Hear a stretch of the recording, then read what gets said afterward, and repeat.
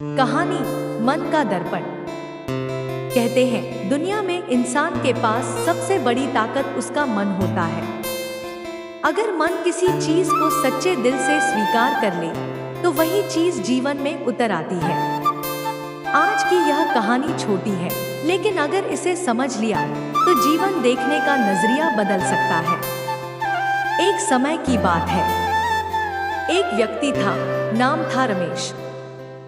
बाहर से देखने पर वह सामान्य लगता था, लेकिन भीतर उसका जीवन दुखों से भरा हुआ था।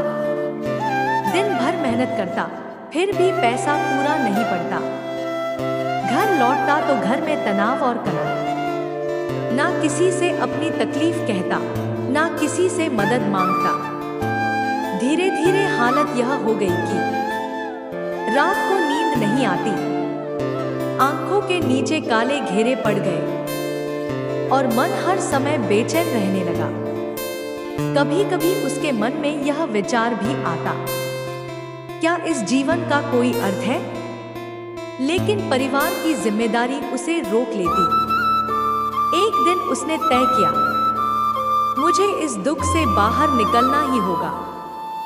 उसने एक दोस्त से बात की।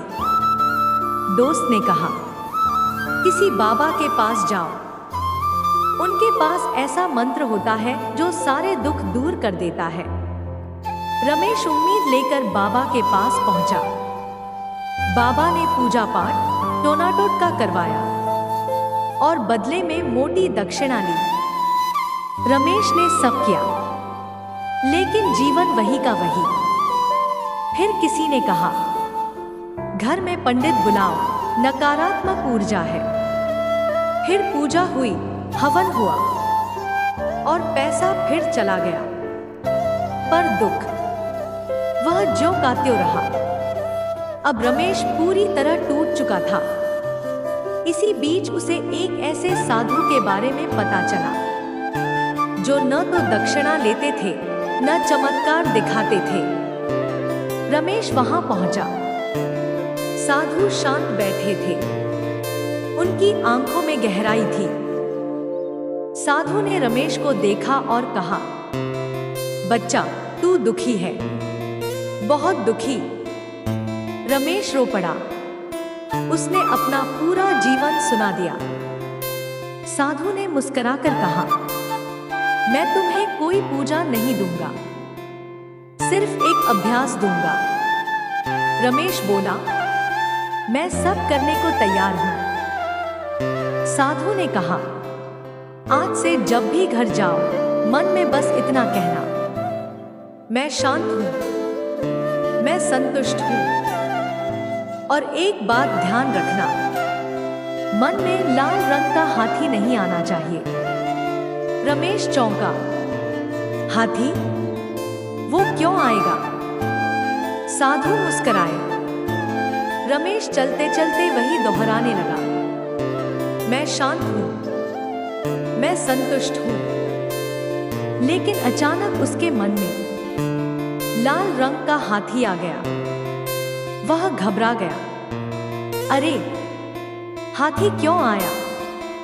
जितना वह हाथी को हटाने की कोशिश करता, हाथी उतना ही बड़ा होता जाता। घर पहुंचा, खाना खाया, फिर भी हाथी। रात भर सो नहीं पाया। सुबह वह दौड़ता हुआ साधु के पास पहुंचा। बाबा, आज तक मेरे मन में हाथी नहीं आया, लेकिन कल से हर जगह वही दिख रहा है। साधु हंस पड़े। उन्होंने कहा, बच्चा, जिससे तुम भागते हो वही तुम्हारे मन में बस जाता है। उन्होंने समझाया, जब मैंने कहा हाथी मत सोचना, तो तुम्हारा पूरा ध्यान हाथी पर चला गया। ठीक ऐसे ही तुम दिन रात दुख से लड़ते रहे, इसलिए दुख ही मजबूत होता गया। मन नकार को नहीं समझता, वह सिर्फ ध्यान समझता है। अगर तुम कहते हो, मैं दुखी नहीं होना चाहता, तो मन सिर्फ दुख पकड़ता है। लेकिन अगर तुम कहते हो, मैं शांत हूं, तो मन शांति बनाता है।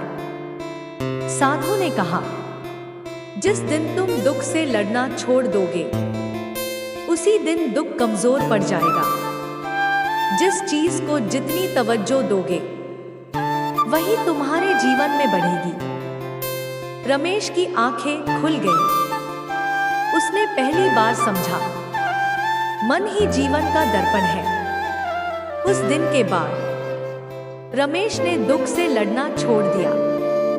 उसने शांति को चुनना शुरू किया। धीरे धीरे घर में माहौल बदला, मन हल्का होने लगा और जीवन ने नई दिशा ले ली।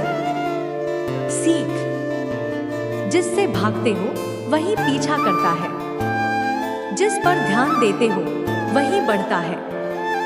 मन को आदेश नहीं, दिशा दो।